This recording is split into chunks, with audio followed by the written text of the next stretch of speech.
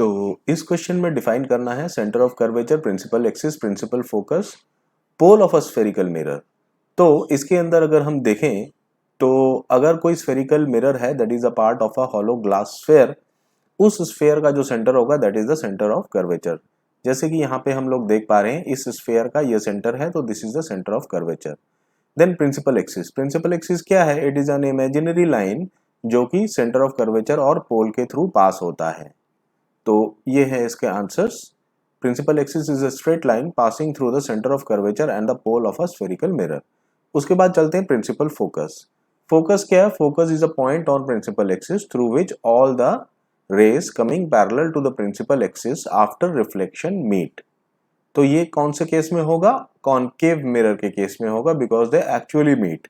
लेकिन in case of convex mirror क्या होगा? The definition of the focus will little change.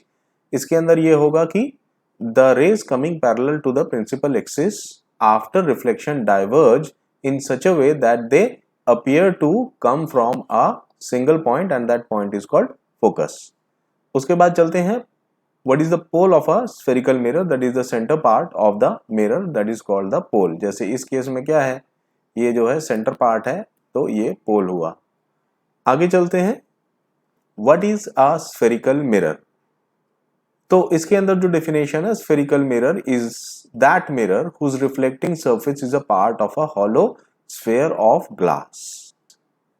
This reflecting surface may be curved inwards or outwards।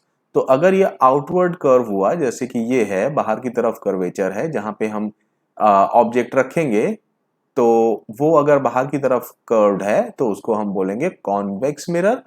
और अगर mirror ऐसा हुआ जिसका केव वाला पोर्शन, इसको मान लो कि इस तरीके से याद रख सकते हो, ये जैसे ये केव है, जो कैविटी है उसको केव मान लो।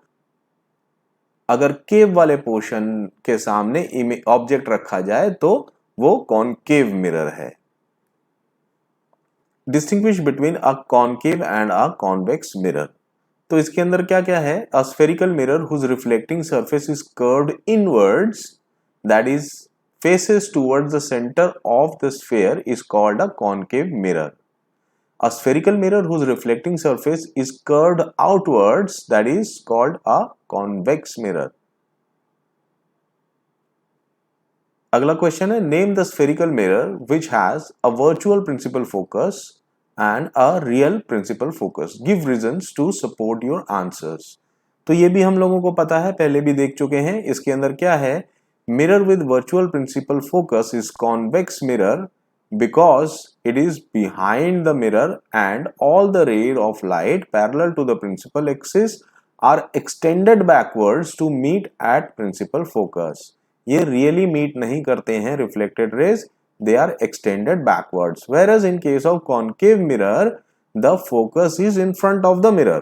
तो इस केस में क्या होता है? the rays of light are they actually meet at the focus।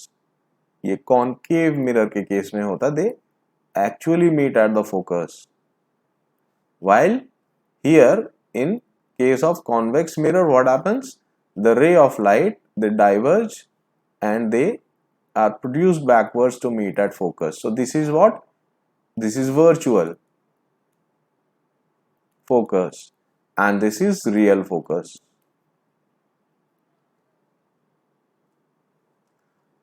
Where should an object be placed in front of a concave mirror so as to obtain its magnified erect image? So we know there is only one case of the ray diagram in which if the object is kept between F and P, then the image formed will be virtual and erect। So a ray of light coming like this after reflection will pass through focus and another one going through C will come back, and then if they are extended backwards we get an image which is virtual and erect। Now this part is image formation by spherical mirrors।